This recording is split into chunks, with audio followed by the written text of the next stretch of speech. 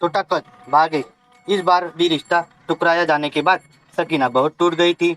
वह अपने कमरे में बैठकर बहुत से रो रही थी। दूसरी तरफ उसकी चाचा जान और चाची जान भी उसकी हालत को देखकर काफी उदास थे। वह सकीना से बहुत प्यार करते थे, लेकिन सकीना की दोनों चचेरी बहनें जो जुड़वा थी, वह सकीना से हालत देखकर मन में मन ही बहुत खुश हो रही थी, क्योंकि वे दोनों सकीना को बिल्कुल पसंद नहीं करती थी। थोड़ी देर बाद सकीना की चाची जान ने उसे आवाज लगाई, सकीना बेटा, उसने सबके लिए चाय बना दो। क्योंकि चाची चाहती थी कि सकीना अपने कमरे से बाहर निकले और जान आज जो उसके साथ हुआ है उसे भूलकर आगे बढ़ जाए। सकीना तुरंत कमरे से बाहर आ गई। किसी की तरह से उसने आंसुओं को रोककर मुंह धोकर रसोई घर में चली गई और रोज की तरह सबके लिए चाय बनाने लगी।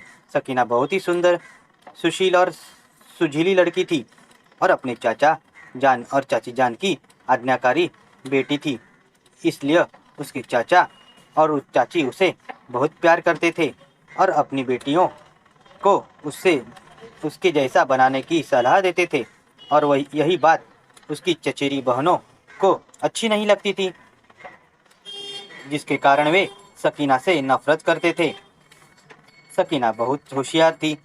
उस उसने अपना ग्रेजुएशन पूरा कर लिया था, लेकिन चाची की तबीयत खराब होने के कारण वह आगे नहीं पढ़ पाई और जल्द ही घर की जिम्मेदारी अपने कंधों पर ले ली। सकीना जब बहुत छोटी थी तभी एक दुर्घटना में उसकी माता पिता की मृत्यु हो गई थी। सकीना ने सबको चाय दी, खुद चाय पी और फिर रात के खाने की तैयारी में लग गई। आप सोचते रहे होंगे कि इतनी गुणकारी होने के बाद भी सकीना में ऐसी क्या कमी थी कि इतने सारे रिश्ते ठुकराए गए। कमी बहुत छोटी सी थी, लेकिन दुनिया वालों की नज़र में बहुत बड़ी।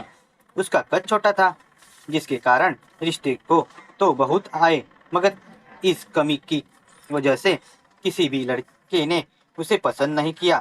क्या करे, इस दुनिया ऐसी ही है। यहाँ चरित्र कर नहीं, सुंदरता का ज़्यादा मोल है।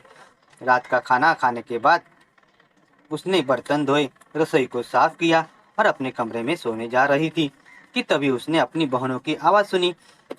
वह एक दूसरे से बात कर रहे थे।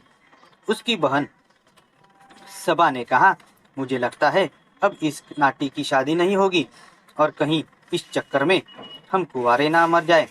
यह बात सुनकर दूसरी बहन समा ने कहा, बात तो तुम्हारी बिल्कुल सही है, इसलिए मेरे मन में एक विचार आया है।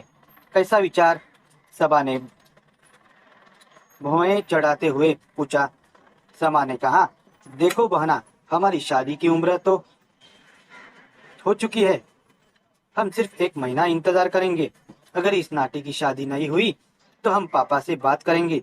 अगर वह नहीं माने तो हम अपना घर छोड़कर चले जाएंगे। सबा ने कहा, घर से चले गए तो पापा की इज्जत का क्या?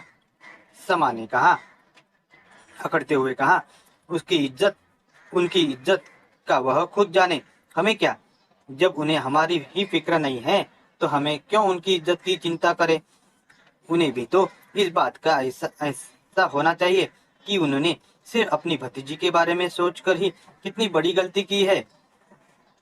सकीना को अपनी बहनों की बातें सुनकर बहुत बुरा लगा। वह दिल में सोचने लगी कि चाचा जान ने इनकी खुशी के लिए क्या कुछ नहीं किया। अपने बच्चों की फरमाइशों को पूरा करने के लिए दिन रात एक कर दिए और उनको ही अपने पिता की इज्जत की कोई परवाह नहीं। चाचा चाची ने कहा, उनके लिए क्या क्या ख्वाब सजाए होंगे, मैं उनको ख्वाबों को टूटने नहीं दूंगी।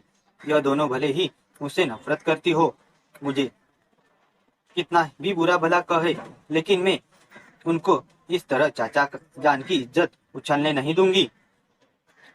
आगे की कहानी सुनने के लिए कहानी का दूसरा भाग देखें।